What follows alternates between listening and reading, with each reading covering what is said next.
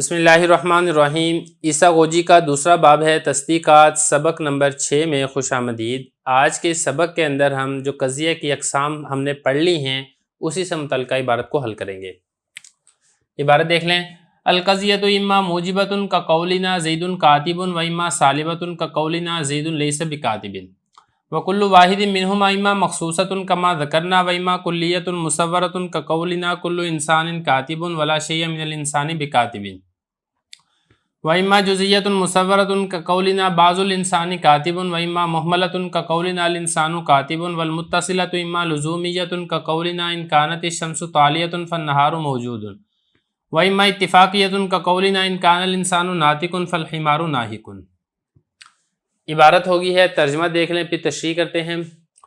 حضرت فرما رہے ہیں کہ قضیہ یا تو موجبہ ہوگا جیسا کہ ہمارا قول زید کاتبٌ، یا سالبہ ہوگا جیسا کہ زید لیس بکاتب، اور ان دونوں میں سے ہر ایک یا تو قضیہ مخصوصہ ہوگا جیسا کہ ہم نے ذکر کر دیا، یا پھر کلیہ مصورہ ہوگا جیسا کہ ہمارا قول کل انسان کاتب ولا شیء من الانسان بکاتب، اور یا پھر جزیہ مصورہ ہوگا جیسا کہ ہمارا قول بعض الانسان کاتب، اور یا پھر مہملہ ہوگا جیسا کہ ہمارا قول الانسان کاتب، اور قضیہ متصلہ یا تو لزومیہ ہوگا جیسا کہ ہمارا قول ان کانت الشمس طالیۃ فالنہار موجود، یا اتفاقیہ ہوگا جیسا کہ ہمارا قول ان کان الانسان ناطق فالحمار ناطق۔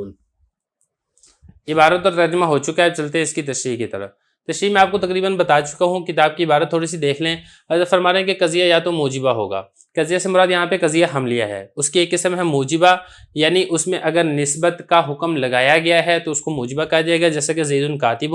اب یہاں پہ دیکھیں زید کی طرف کتابت کی نسبت کا حکم لگایا جا رہا ہے یا نسبت کی جا رہی ہے، اور اگر نسبت کی نفی کی جائے گی تو وہ سالبہ ہوگا، جیسا کہ ہمارا قول زید لیس بکاتب۔ یہ دو قسمیں ہوگی۔ پھر آگے فرما رہے ہیں کہ ان دونوں میں سے ہر ایک، یعنی قضیہ حملیہ موجبہ اور قضیہ حملیہ سالبہ، یا تو قضیہ مخصوصہ ہوگا۔ اب قضیہ مخصوصہ کیا ہوگا؟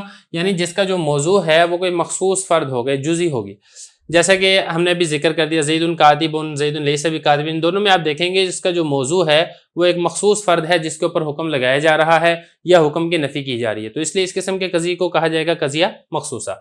یا پھر کلیہ مصورہ ہوگا۔ یہ کلیہ مصورہ میں آپ کو پہلے تفصیل سے بتا چکا ہوں کہ اس میں جو حکم لگتا ہے وہ اس کلی کے افراد پر لگتا ہے، اور اس میں یہ بھی وضاحت کی جاتی ہے کہ کلی کے تمام افراد پر حکم لگ رہا ہے یا کلی کے بعض افراد پر حکم لگ رہا ہے۔ تو اس میں بھی پھر یہی ساری صورتیں ہوں گی کہ یا تو حکم لگے گا یا پھر حکم کی نفی کی جائے گی۔ 4 قسمیں بنے گی، وہ چاروں کی چاروں قسمیں میں آپ کو پہلے تفصیل سے بتا چکا ہوں۔ جیسا کہ ہمارا قول کل انسان کاتب، اب یہ کون سی قسم ہے؟ یہ قسم ہے موجبہ کلیہ کی۔ اور ولا شیء من الانسان بکاتب، یہ کون سی قسم ہے؟ یہ ہے سالبہ کلیہ کی، کیونکہ تمام انسانوں سے کتابت کی نفی کی جا رہی ہے۔ یا پھر اسی طریقے سے جزیہ مصورہ ہوگا، یعنی یا تو جزیہ کلیہ ہوگا یا پھر جزیہ سالبہ ہوگا۔ سالبہ کلیہ، سالبہ جزیہ، موجبہ کلیہ، موجبہ جزیہ۔ تو یہاں پہ دیکھیں موجبہ کلیہ اور اسی طریقے سے سالبہ کلیہ یہ ہو چکا ہے۔ اب آگے دیکھیں جزیہ مصورہ، کل کا قولنا بعض الانسانی کاتب، اب یہ کون سا ہے؟ یہ موجبہ جزیہ ہے، یعنی بعض انسانوں پر کتابت کا حکم لگ رہا ہے۔ اب اس میں ایک چیز رہ گئی تھی سالبہ جزیہ کی، وہ یہاں پہ حضرت نے ذکر نہیں کیا، اب اسی کو وہ کر لیں بعض الانسانی لیس بکاتب، اب یہ سالبہ جزیہ بن جائے گا۔ تو خلاصہ یہ ہے کہ اس جو کلیہ مصورہ ہے اس کی 4 قسمیں، اس کو کلیہ محصورہ بھی کہتے ہیں جیسا کہ میں آپ کو پہلے بتا چکا ہوں۔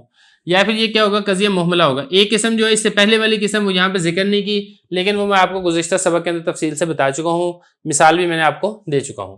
اب آگے قضیہ مہملہ بتا رہے ہیں، جیسے کہ قولنا الانسان کاتب، یعنی جو حکم لگے گا اس کلی کے افراد پر لگے گا، لیکن اس میں یہ وضاحت نہیں ہوگی کہ تمام پر لگ رہا ہے یا بعض پر لگ رہا ہے۔ جیسے کہ الانسان کاتب، اس میں وضاحت نہیں ہے کہ سارے انسان کاتب ہیں یا بعض انسان کاتب ہیں، تو یہ قضیہ مہملہ ہے۔ تو یہاں تک تو ہوگی قضیہ حملیہ کی قسمیں۔